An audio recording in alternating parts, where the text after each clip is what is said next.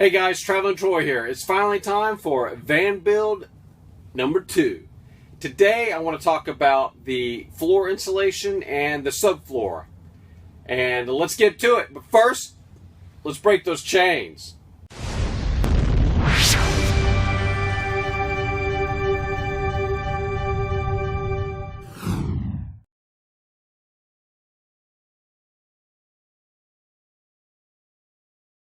After all that prep work, we were left with an empty van ready to be built up. One of the first steps to building a van is figuring out your insulation, if you're going to use it and what you're going to use. Most people you'll see use this Reflectix product. It's not a very good insulation. It's got a good radiant barrier, which means it blocks the sun, 97% of the sun's rays, but it really doesn't provide much insulation at all. Now, when you go to Home Depot or Lowe's, you'll see plenty of this Reflectix product on the shelves. They've got all different sizes, 25-foot rolls, 50-foot rolls, 75-foot rolls.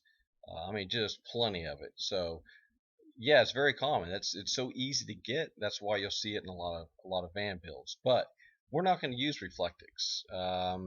You basically have to have an air gap in order for this product to even work. So, we're not going to use it at all.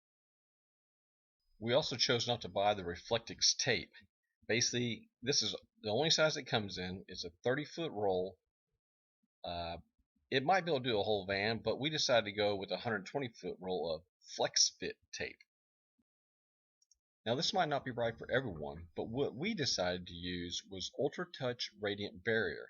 It's got a radiant barrier just like the Reflectix does, so it blocks out the sun's rays 97%. But it also has a sound barrier on the opposite side. We bought this product from Home Depot, but you can't find it in a store. You have to order this product online, which makes it more difficult, but it's better. If you're doing a van build, let me make a suggestion. Go buy yourself some brown builder's paper. You're going to use this paper to make templates of the ceiling, the floor, and the walls. And in the end, this is going to save you a lot of money in building materials because you're not going to mess up as much. Unfortunately, when you order a radiant sound barrier, you have to wait for it to be delivered to you. And, well, we were ready to work and we had no insulation put down. So we said, what the heck? Let's start doing our templates and testing things out. And here's our first one. And here's a look at the template on the other side. We figured it'd probably be best to build a template for each side so it'd be much easier to handle. So here I am fitting in our cardboard template into the van. What we did is we took our paper template and we traced out this piece of cardboard into the van to see how it fits. And that's just me goofing off doing a little touch-up work on the back of the cardboard template here. Here's a look at the two cardboard pieces fitting in the van now, side by side. So here we are now with templates ready to go, but we have no insulation to put in. So we decided, what the heck, let's go and cut out the plywood and put the floor down and test it out and see how it looks. And here we are sanding down the edges to give it a smooth finish. So here's the first plywood cut. We decided to use as much of the board as possible for this first piece, and the second piece will be smaller. And then here's from the side, both boards are fit in there together. So it's looking pretty good, but we wanted to do something while we're waiting for the insulation to come in. So here's both pieces put in at the same time, looking at it through the back.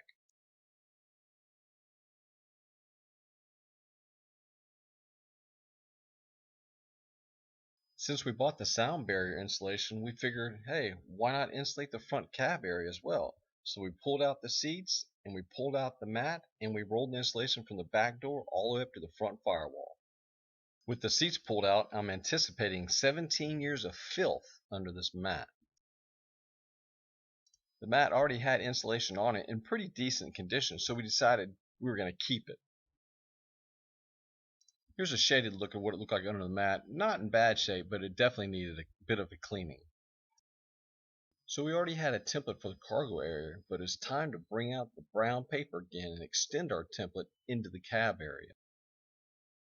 You basically press the paper up against the walls, you mark the excess areas of the paper, cut it to fit, and there you go. When dealing with the brown paper template, all you need really is the brown paper, some scissors, a pen, and tape. So here we are cutting out the first template of our huge 75-foot roll of Ultra Touch Radiant Sound Barrier insulation. I'm sure we'll have plenty left over, but we have some other projects in mind as well. A little tip, pull up on the insulation while you're cutting it to make it quicker and easier to make the cut. Here you can see where we trace out the template on the Ultra Touch and I'm making the cut. So why do you use templates? Well, here's one example. Here's a cut from the back of the van all the way up to the front firewall. One piece of insulation, we're expecting to slip right in there nice and snug. Nice fit, though we do have a little bit of work to do up there in the doghouse area. At this point, you may be wondering, why do we have the radiant barrier facing up and the sound barrier facing down? Well, we're really not worried about the sun shining through the floor of the van, so we're going to use the radiant barrier to hold the heat in the van when we're in colder climates using the heater. Here's a look at the insulation that we're putting down in the cab area around the doghouse. As you can see, we have the insulation going up all the way under the pedals and to the firewall, but we didn't cover the wheel well because the floor mat has insulation already which covers that. So the first piece of insulation filled up most of the van, but it wasn't wide enough to cover the whole area of the van. So here's a small piece that we needed to cut to complete the rest of the van. Now here's a look with both pieces of the insulation in with a piece of flex fit tape covering up the seam. And here's a bit of a closer look. Notice that the floor mat in the cab area is back down.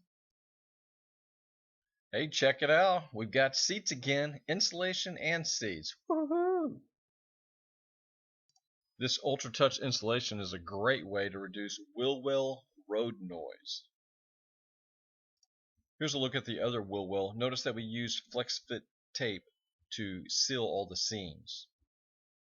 We were so excited about completing the wheel wells and the rest of the floor that we almost forgot about the gas intake. Next, we put the plywood back down just to make sure that everything still fit perfect. Well, we made the templates and cut the plywood floor before we had any insulation on hand. So it was a really happy feeling when everything fit right back into place and we started drilling the holes and we started screwing in the floor and finally had it down and situated. Now that the subfloor is in place and we feel really good about how it turned out, it's time to start focusing our attention on the ceiling and wiring. Hey guys, thanks for watching my video. I hope you liked it. If so, go and click the like button down there. If you have any questions or comments, please put them down in the comment section. Don't forget to subscribe, and if you want to go check out more Traveling Troy, go check out travelingtroy.com. Go check me out on Facebook. And thank you very much for watching the video. Stay tuned for the next one.